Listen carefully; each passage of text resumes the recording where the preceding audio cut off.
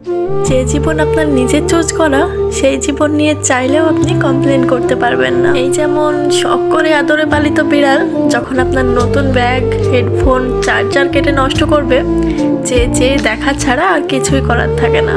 আবার ধরুন, যে চাকরি আমরা সাধনা করে কষ্ট করে অর্জন করি, প্রচণ্ড মানসিক চাপে পৃষ্ঠ হয়েও অভিযোগ করার আর সুযোগ থাকে না। যেমন নিজ ইচ্ছায় দেশ ছেড়ে গিয়ে বিদেশ নিয়ে কমপ্লেন করা যায় না, কষ্ট হলেও সেখানে চুপচাপ কাজ করে যেতে হয়। আসলে কি জানেন তো, যা আমরা ডেকে ঘরে আনি তা আপদ হলেও একান্তই আপন। অভিযোগ না করে মানিয়ে নেওয়াই অথবা মেনে নেওয়ার মাস্টার করতে করতেই বাকিটা জীবন কেটে যায়, আর আমরা দিন শেষে চুপচাপ হয়ে যাই। কিছু কিছু সময় জীবনে এমন আসে যখন মনে হয় এই জীবনটা কি সত্যিই আমার নিজের। আমরা অনেক কিছু চাই, অনেক কিছু করার স্বপ্ন দেখি, কিন্তু চাইলেই কি সব কিছু করা যায়? না।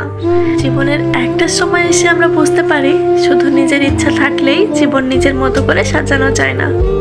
কিছু দায়িত্ব থাকে, কিছু সম্পর্ক থাকে, কিছু বাধ্যতা থাকে, আর সেই সবের মাঝে অনেক সময় ছোট ছোট ইচ্ছাগুলো কোথায় যেন হারিয়ে যায়। একটা নতুন জিনিস কিনতে গেলেও দুবার ভাবতে হয়, নিজের জন্য কিছু করতে গেলেও মনে হয় এটা কি সত্যি দরকার ছিল। কিন্তু সত্যি বলতে, নিজের উপার্জনের টাকা যখন নিজের কাছে থাকে, তখন নিজের পছন্দের জিনিসটা কিনতেও অন্যের মুখের দিকে তাকাতে হয় না। সবচেয়ে কষ্টের বিষয় কি জানেন, আমরা যারা সংসার করি তারা অনেক সময় এমন অনেক কাজ করি যে কাজগুলোর কোনো ছুটি নেই, কোনো বেতন নেই, মোট কথা কোনো স্বীকৃতিই নেই।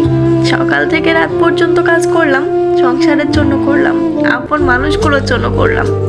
দিন শেষে কেউ হয়তো বললোই না তুমি আজ অনেক কষ্ট করেছো, বরং একটা কাজ এদিক ওদিক হলেই অভিযোগ চলে আসে।